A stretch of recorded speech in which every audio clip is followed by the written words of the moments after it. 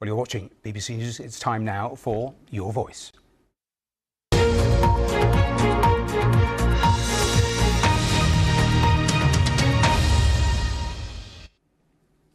Welcome to BBC Your Voice. The British Prime Minister has said the addictive nature of social media must be tackled and has pledged to go into battle with AI chatbots as part of an online safety crackdown. We're going to spend the next 30 minutes answering your questions about how it might work and who is likely to be impacted. We have a panel of experts for you. Senior technology reporter Chris Vallance is with us. Our political correspondent Jack Fenwick is there at Westminster. Ellen Room, who set up the campaign group Jules's Law after the death of her 14-year-old son, is with us. And the technology journalist Marianne Russon is also here in the studio. So let's get straight to it. The first question is to you, Chris. Just take us through what is new in terms of what the government is saying here. Well, the Prime Minister was very clear. He spoke at a school in South London, setting out some of what was happening here. He said very clear that when it came to online safety legislation, the status quo wasn't good enough. And so we have a series of measures designed to toughen up laws. We have the announcement of measures that will bring AI fully under the online safety legislation. At the moment, whether AI is regulated or not rather depends on whether it's used for search or it has social features. This will bring chatbots fully under it. We've got this consultation coming up in March on should there be a social media ban and other things such as, for example, stopping addictive features like infinite scrolling. What should be done about those? There's going to be legislation there, which will mean that the government can quickly pass legislation to implement the outcomes of that consultation. That will be done rapidly. It won't take a long time, they say. And we're also tightening up of measures that had already been some progress towards doing it, but they are going to make it automatic that when a child aged between 5 and 17 dies, Ofcom is notified, and parents then will be able to access the data because where it's unless it's not relevant at all, Ofcom will make sure that the social media companies keep that data. So a raft of stuff announced. Mostly it's all about making sure that the tech keeps up with the technology. Chris, you cover it really nicely and we'll go into much more detail on those individual things. But Jack at Westminster, just talk me through the politics of this first of all. Yeah, well, Matthew, the previous Conservative government introduced a piece of legislation called the Online Safety Act. Now, that was a big piece of legislation, which effectively was the UK government's first big go at trying to figure out how to regulate the internet, if you like. Now, some people say that the measures introduced in that bill don't go far enough. Some people have questioned whether they go too far and talked about freedom of speech and that sort of thing. But no doubt, this issue of how you regulate online platforms is going to be one of the big talking points in politics, sort of in the years ahead, really. Now, a few months ago, it didn't particularly feel like this Labour government might make any radical moves in this area, but the thing that really sort of changed the conversation was earlier this year when there was a big row surrounding X's AI chatbot called Grok. Now, that was found to have been digitally undressing pictures of people, generally women, without their consent. That was a whole political row that brewed earlier this year. Elon Musk, the owner of X, sort of had his say, and Keir Starmer went very hard on this issue. In the end, Ofcom, which is the tech regulator in the UK, opened an investigation into this. Now, if X hadn't sort of done what they said and if this row had continued, then it had the possibility to actually ban X from the UK. And the government was saying that if Ofcom chose to do that, then they would back them every step of the way. Now, in the end, actually, X did change the way that Grok could be used, so I doubt we'll end up with sort of that drastic action. But I think that particular row sort of crystallised this feeling around tech and regulation of social media and just seemed to change the political conversation here in Westminster. Ever since then, the Prime Minister, almost on a weekly basis, has spoken about going further with regard to all these sorts of issues. The other thing to note on this, Keir Starmer doesn't often talk about his family in politics. It's not something that he sort of uses in his political messaging. However, on this issue he does. He has two children, aged 15 and 17. He often says that his own experience as a parent has informed what he wants to do on this issue as a politician.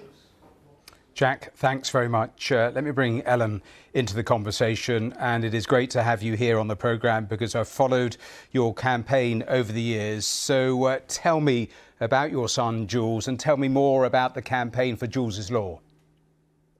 Hi, so my son Jules was 14 when he took his own life, and there was nothing found offline at his inquest, so there was no sign of any mental health, no sign of any bullying, and so I was left that there was a narrative description of how he ended his life.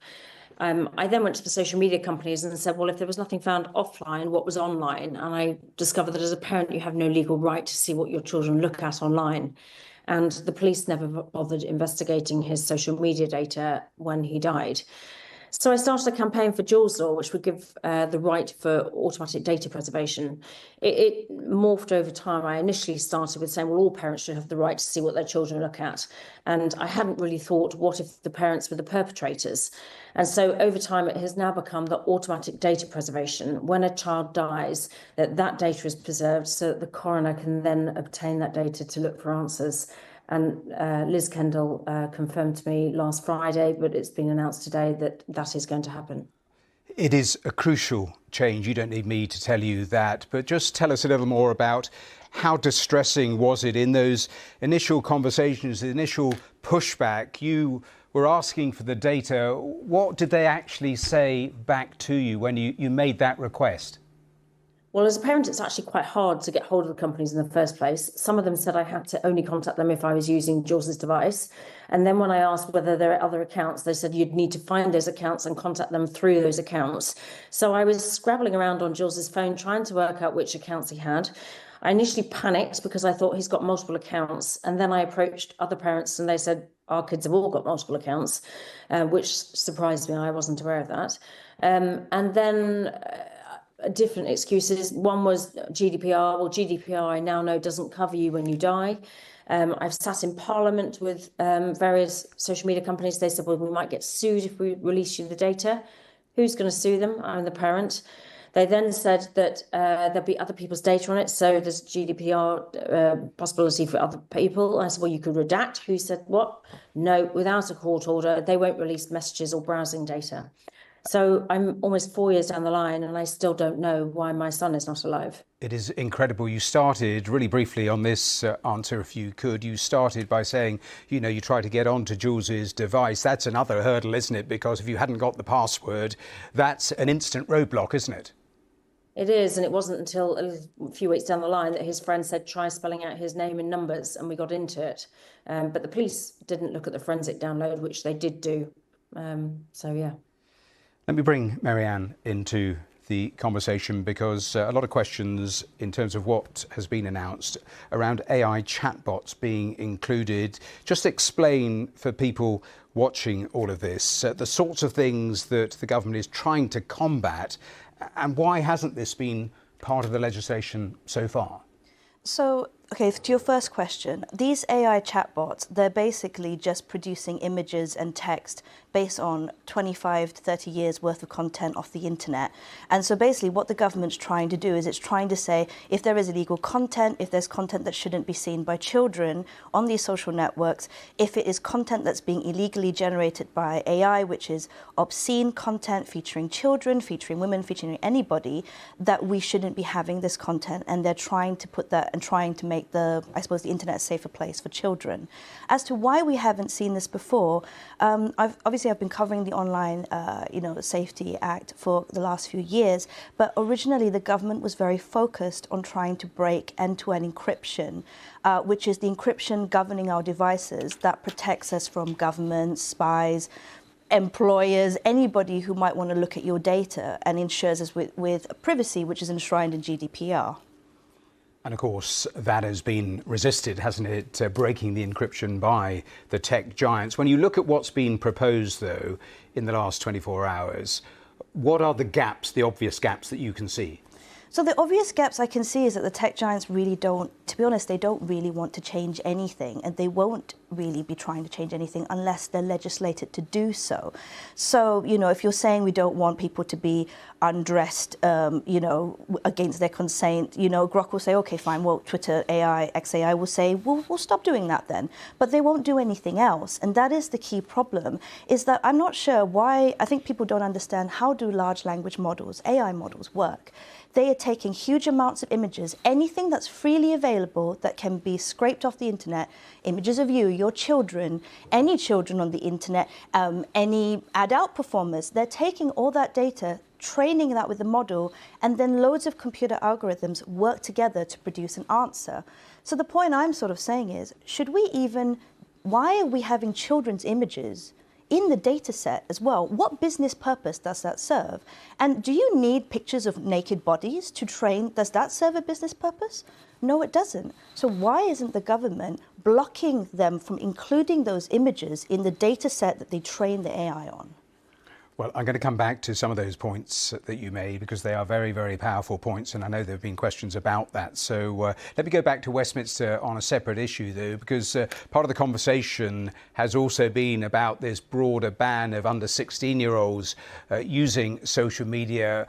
What has the government been saying about where they now are on that? Yes, we know that Australia is trying a ban on social media for under 16s, and earlier this year the government announced that there would be a 3-month consultation here in the UK on a similar style ban. Now that consultation kicks off next month in March, and obviously we don't quite know what it will come back and say yet, but Sir Keir Starmer has been clear that he doesn't want it to effectively say the status quo is fine. He wants something to happen in this area. Now, he has said that he is open to the idea of a complete ban on social media use for under 16s. Now, that's likely to be a sort of list of various sites that they're not allowed to use. He said he's also open to an idea that doesn't go quite that far, which would include sort of much heavier restrictions on children using social media than are currently in place. Now, we've also learned that that consultation is also going to include conversations around whether children should be able to use AI chatbots as well. So we need to wait until that 3-month consultation is over before we know exactly what the government wants to do in this space. But what we've learned today is that the government are introducing an amendment on a different bit of legislation that's currently going through Parliament. And what that effectively will mean is that whatever that consultation comes back with in the summer, the government will be able to put it into practice much more quickly than might otherwise have been the case. I mentioned the Online Safety Act a few minutes ago. Well, that took 8 years to get from first being mentioned to actually being a law that was passed by Parliament. Sir Keir Starmer has been clear that he does not think that a timeline around 8 years would be anything like appropriate. He said that technology is now moving too quickly and that we shouldn't sort of allow parliamentary procedure to hold the government back in what it can do. So he says that because of what he's introducing today, whatever he does decide to do in this area will be able to be done at speed. Now, he has been criticised by both the Conservatives and the Liberal Democrats today. They've effectively accused the government of kicking the can down the road by even waiting for this consultation. We know that both of those parties were sort of early adopters of a stance around a ban or restrictions on social media for children. Ellen, let me bring you in on this question about a ban on the under 16s on social media. Where are you? Because there are those that will argue about it being an artificial cliff edge or it drives people underground and the problem. What do you think on this? I 100% support a ban. I don't believe that you'll fall off a cliff edge when you get to 16, just like I don't believe when children get to 18, they all become alcoholics because they're legally allowed to drink. I think there's also an argument that they don't have access to friends and that sort of thing. They can easily pick up the phone, have a conversation like we used to. We're not banning the internet, so they've got the ability to contact Childline, NSPCC, the other type sites. So I wholeheartedly support a ban. Chris, in terms of what the government is saying about restricting addictive elements on social media, that's the phrase they're using, and they talk about doom scrolling. Just take people who are watching all of this, take them through the doom scrolling, the addictive nature, but also what the government is saying about how they will do that. Yes, well, we're all a bit addicted to our phones, aren't we? But there's I suppose, definitions of addiction vary, and how strong that addiction is depends on who you ask in many ways. I mean, I think that the tech companies themselves are always trying to downplay the idea that their products are addictive. But look, I mean, they're talking about features like infinite scroll, where there's no end to the amount of content you can scroll. And I think we've all been there, looked at our phones and then looked up and suddenly the dial hand on the clock is moved by a significant amount. Also, things like autoplay perhaps might come into consideration when, where one video ends, another video automatically starts, and again, you can just find the time annihilated. But I think this is all to come out of the consultation, so we'll see what people say about what they view as really problematic. There's obviously a lot of attention on algorithms, whether if you watch one thing that's problematic, you get more things that are problematic, particularly difficult for children. So I think we'll see what comes out of the consultation and what they actually decide when the 3 months is passed. Marianne, you touched upon it, but let's return to it because it is so interesting watching in several countries now governments considering a variety of bans, but the focus is always on governments pushing back on the tech giants as opposed to any sorts of initiatives on that from them. That is part of the problem here, isn't it? Their business model. The whole business model of Silicon Valley and tech giants today is to experiment and make things and break things and just try to make some money from something that they've created. The strange thing that I find is that governments around the world, we, apart from in dictatorial countries, we have basically largely given Silicon Valley a pass. And for some reason, we don't value imagery, whether that's art, whether that's IP, copyrighted things, whether it's our own images. We don't have any value on that. And it is strange to me that for the last 3 years, creatives have warned, whether that's artists, whether that's the film industry, they have long warned that we have an issue here whereby AI is replacing them, is replacing human expression, it's taking away everything that's important and corroding it. And even when the House of Lords, when Lords put forward bills to protect them, those bills mysteriously seem to disappear in Parliament and never seem to get tabled and taken seriously, almost as if the government doesn't want to consider putting a hard line on AI and on tech giants. And I think as somebody who loves tech, I'm the daughter of a computer scientist, I have lived and loved tech my whole life, we have to have boundaries here. There has to be a point where we stop. Boundaries, yes, but the counterpoint, Marianne, would be that that there's a danger that children and young people could end up missing out if all of these bans are put in place on social media, on AI, because it is a crucial part of the world we actually live in. I don't think that children are missing out from not being on social media. I think that the way that Australia and now Spain, I think, is going, and Spain and all of its neighbours are having similar things. They're thinking about bans of under 16 or under 15-year-olds. I do honestly think that children do not actually particularly benefit from using AI chatbots. There's huge amounts of issues in universities, in schools about this. And the core important thing that people don't realize is your AI chatbot is hallucinating answers. It is not basing it, there's no sort of standard that it's meeting to give you a correct answer.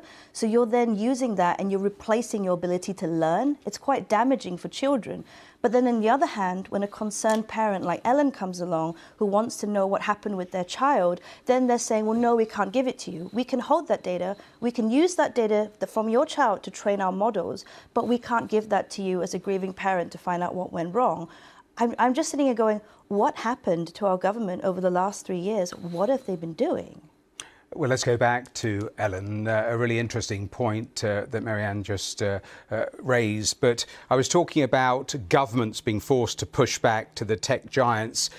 Give me an idea of what it is like when it's the individual trying to take on these huge tech companies. Well, first of all, trying to contact them is a nightmare. So as a parent, whether you have to contact them through your child's device or whether you're trying to get a response or whether it's an automated thing that goes into a black hole, it's a minefield. And I've been working with Ofcom to how they make that a better process.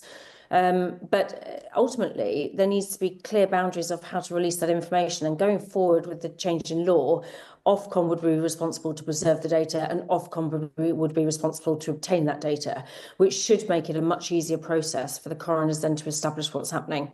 But ultimately, we've got children dying. We have to do far more to stop children dying in the first place. And that's where we need to improve things going forward to protect the children online now.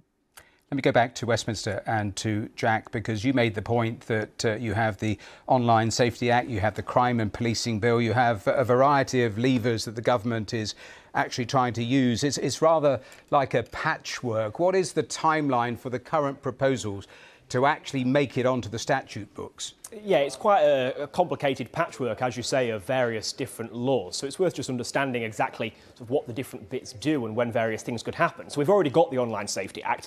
That was passed by the previous Conservative government. Now, that is a very wide-ranging bit of law. It's the one that gives Ofcom the power to investigate things such as that row over the Grok chatbot that happened earlier this year. Now, the government is also introducing an amendment to the Crime and Policing Bill, which is currently going through Parliament, expected to become law before May. Now, the reason they're putting that amendment in there is because actually there's a bit of a loophole in the Online Safety Act around AI chatbots. They're not currently covered. That amendment will do that. As I say, that'll be passed before May.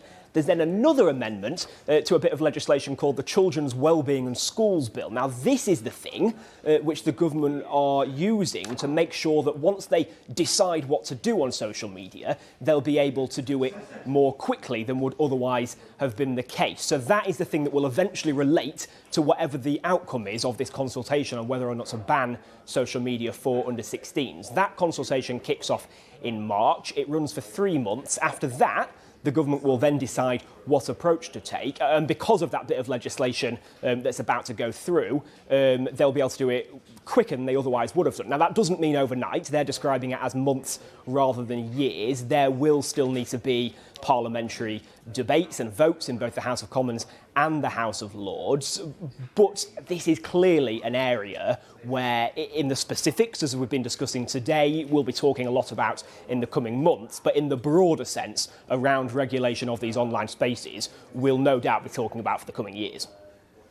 We've only got a couple of minutes left, so let me get through as many questions as I can. Chris, to you first of all, what are we talking about when it comes to penalties for the tech giants if they don't play ball? Oh, well, I mean, if they don't play ball, there are pretty big fines in the Online Safety Act. I mean, we recently saw Ofcom issue an £800,000 fine. But, you know, like all these, there are fractions of turnover that can potentially be levied. And there are also business disruption powers. So that might include blocking sites if it comes to that, although the procedure for that is quite drawn out. Chris, let me stay with you because Liz Kendall, the Technology Secretary, talking about how every year there's a budget. She'd like to see a similar thing when it comes to technology because the pace of movement and progress is so fast. She's right about that, isn't she? Oh, yes. I mean, the tech, we've seen this with the explosion in AI, haven't we? I think that's what's concentrated everybody's minds. But I do want to say that I think, you know, we talk about 8 years to get the Online Safety Act through. That wasn't entirely due to lethargy on the part of politicians. It is really complicated stuff. And when you talk about regulation, I mean, the mantra from the tech companies is move fast and break things. Well, you risk doing that with regulating rapidly and in haste. So they've got a difficult balancing act there, acting quickly and making sure the regulations are right. Alan, a final word from you, because you've campaigned for such a long time, a raft of proposals we've heard about. Is today for you fundamentally a good day, progress?